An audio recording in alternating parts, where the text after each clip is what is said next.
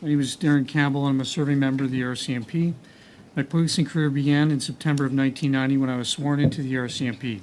On that day, I swore that I would faithfully, diligently, and impartially execute and perform my duties, and to obey and perform all lawful orders that I receive without fear, favor, or affection of or towards any person. That was an oath I took very seriously on that day, and one that I continue to take very seriously to this day. My 32-year career with the RCMP has taken me from the Pacific Coast to central Canada and to the Maritime provinces. The bulk of my career has been focused in the area of major crimes, major case investigations, and criminal operations. As part of my duties, I've been operationally deployed across our entire country and internationally. I'm committed to serving Canadians, the communities that I have served and continue to serve. I'm a proud member of the RCMP, and at the present time, I am the interim criminal operations officer for the RCMP in the province of New Brunswick. In April of 2020, I held the rank of Superintendent. I was a support services officer for the RCMP in Nova Scotia. In that role, I was responsible for a number of specialized policing resources, including but not limited to the Provincial Major Crimes Unit and the Critical Incident Program. As you are well aware, on April 18th and 19th, 2020, the RCMP in Nova Scotia responded to a mass casualty incident where Gabriel Wortman took the lives of 22 innocent people, and he injured many others. This incident became known as the worst mass murder in Canadian history. The perpetrator's actions devastated victim families, survivors, and has forever changed the lives of many. This unprecedented massacre spurred a major case investigation titled Operation H-Strong. The objectives of H-Strong were clear: to fully investigate the murders and attempted murders and to gather sufficient evidence to determine Gabriel Wortman's involvement in these horrible crimes. Further, the objectives also set out to determine if anyone had assisted Gabriel Wortman in any way before, during, or after the crimes, and if so, to gather sufficient evidence to successfully prosecute those believed to be involved.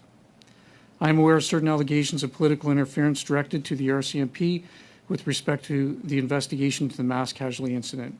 At the heart of the issue is my recollection of a meeting that I was called to attend on April 28, 2020. This meeting took place immediately after I completed a lengthy national press conference which relayed the facts that could be disclosed to the public at that time. To that point, I had provided more than 2 hours and 15 minutes of live national news conferences about what the police knew and what we could share with the media and with the public. The meeting had been called by the Commissioner of the RCMP and was attended by representatives from the RCMP in Ottawa as well as Nova Scotia. Prior to that meeting, I did not specifically know why the meeting had been called. However, once the call commenced, the purpose of the call became very clear. The Commissioner expressed in no uncertain terms her clear disappointment that I did not release specific information in my news conference related to the firearms used by the gunman. What was relayed to me and others during that call is at issue here today. I made notes, as is my practice, specific to that meeting. I advised several of my colleagues that I had made notes about what had transpired in that meeting. I disclosed all of my notes as required to the Department of Justice Canada for dissemination to the Mass Casualty Commission.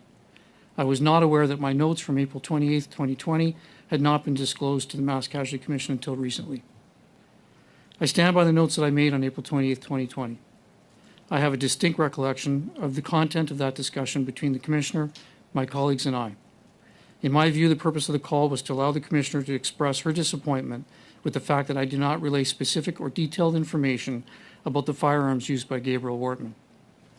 On several occasions during that call, the Commissioner stated that she felt disrespected, that she was sad and disappointed with the fact that I had not released the information about the firearms used, and that she had been advised that I would release that information. The Commissioner also said that she had promised the Minister and the Prime Minister's office that information about the firearms would be included in the press briefing. As detailed in my notes, I attempted to explain to the Commissioner that I could not and would not release that information at that time, as a premature release could have a negative impact on the investigation. It was at that time the Commissioner told my colleagues and I that we didn't understand, that this was tied to pending legislation that would make officers and the public safer. I left that meeting feeling deflated and, to borrow the Commissioner's words, sad and disappointed. My position was firm that I would continue to protect the integrity of the investigation by not releasing any information that could have a negative impact on ongoing investigative efforts. We owed this to the victim families, the survivors, to the public, and to those tasked with completing an impartial, competent, and professional investigation. There are very good reasons for that.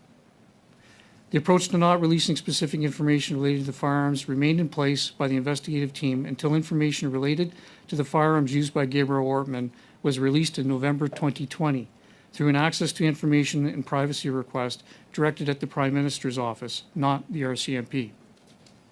Within the disclosure of that information via ATIP was specific information related to the firearms used by Gabriel Ortman in the commission of the offences. The release of the unedited information would eventually have a negative impact on individuals and could have harmed the ongoing multi-agency investigation. So in summary, it was never my intention to enter into a political or public disagreement or discussion as to what took place in that meeting, nor was my response to the meeting based on any personal issues with the Commissioner or indeed any other individuals, nor was it based on politics. At the heart of the issue was a matter of principle and sound investigative best practices related to protecting the ongoing investigation, which at the time was in its early stages. The principle was the oath that I swore to uphold as a young recruit over 3 decades ago. I could not and would not break that oath, which is sworn by all members of the RCMP. Chair, this concludes my opening remarks, and I wish to thank you and the committee for the opportunity to speak with you today. I welcome any questions that committee members may have on the issue. I'd like to start by thanking the witnesses, not only for being here today, but also for the quality of their opening remarks. Mr. Campbell, I'd like to start with a question to you. And I just want to mention something that I think everyone should be keeping in mind during their answers. And that is that the press release that Commissioner Lucky issued in June 2022, she said that she would never take any steps or make any decisions that might compromise an inquiry. So if we go back in time to the conversation that you had on April 28th, Mr. Campbell, at that time, did you have the impression that the Commissioner understood the scope of what she was asking, that she understood the scope of the risk of what she was asking? Did she understand, do you think, that communicating the type of firearm used might compromise the inquiry? So thank you for your question. I do believe that the Commissioner, as a seasoned police officer, would understand that certain information should be protected, particularly if there are multiple agency ongoing investigations. So I can't speak for the Commissioner. However, I think that it's reasonable for me to answer that question in that way.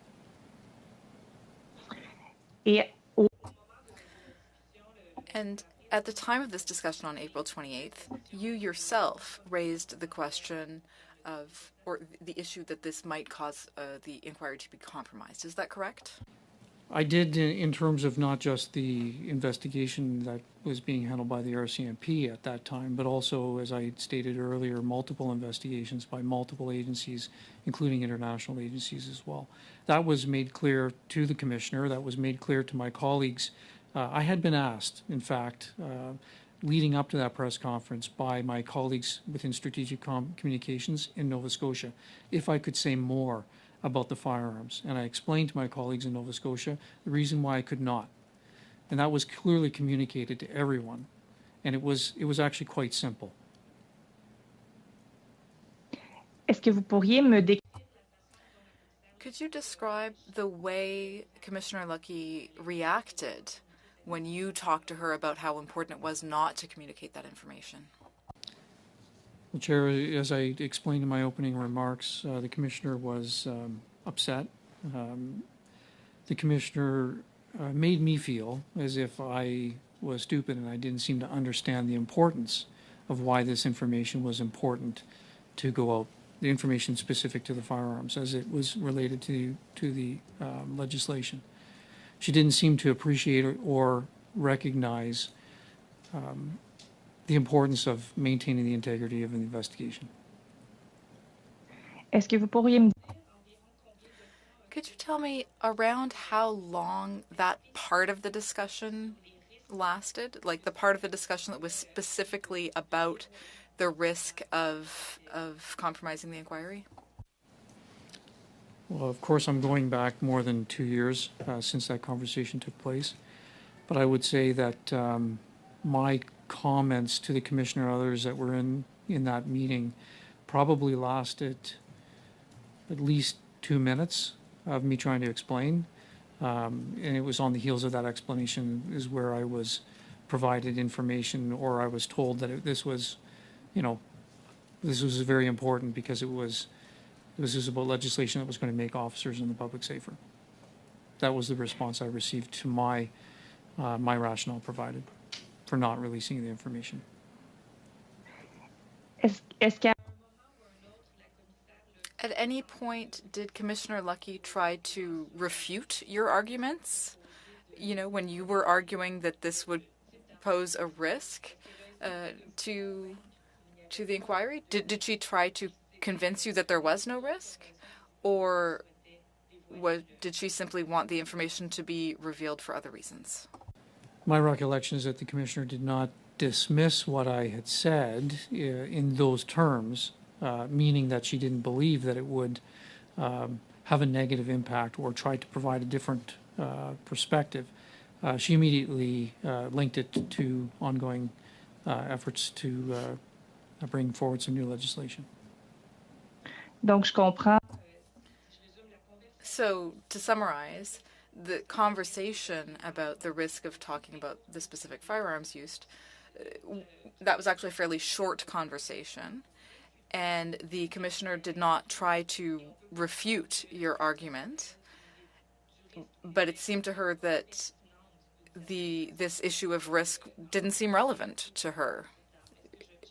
Did I summarize that correctly, in your opinion?